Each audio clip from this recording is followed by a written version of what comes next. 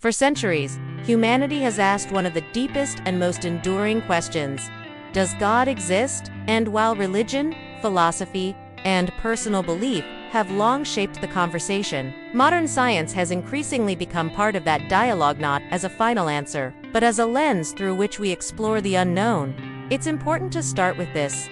Science, by its very nature, does not claim to disprove or prove God.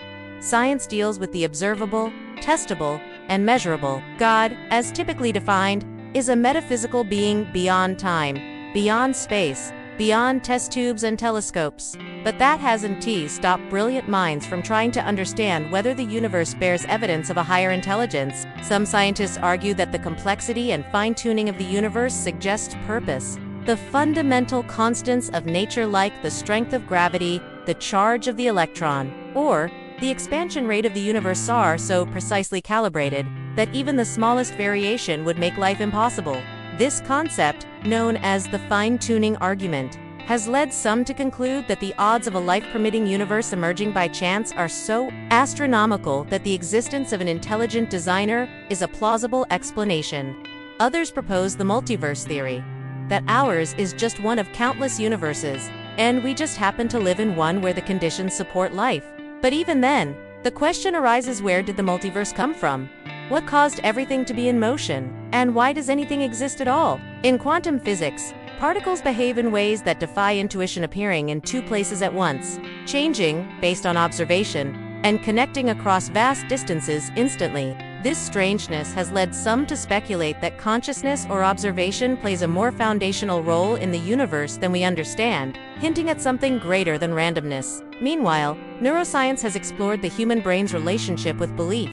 Studies show that spirituality, prayer, and meditation light up specific areas of the brain and can bring about profound changes in mental health and perception. While skeptics may argue this proves that belief in God is merely a biological illusion, others suggest the opposite, that our brains might be wired to connect with something beyond ourselves. Thinkers like Albert Einstein spoke often about a cosmic religious feeling, a reverence for the order and beauty of the universe, though he rejected the idea of a personal God. On the other hand, scientists like Francis Collins, the geneticist who led the Human Genome Project, are outspoken about how their discoveries in science deepened their faith. Collins has described DNA as the language of God, suggesting that science doesn't diminish belief, enhances it. Then there's the mystery of origin, the Big Bang Theory, now the most widely accepted explanation for the beginning of the universe, suggests that time, space, and matter had a beginning. Many scientists and theologians alike see this as compatible with the idea of a creator, something outside time and space that sparked existence itself. But others insist that just because science can't yet explain the ultimate why, doesn't mean a divine being is required. And that's the core of the tension. Science asks how, religion asks why. One probes the mechanics, the other explores meaning.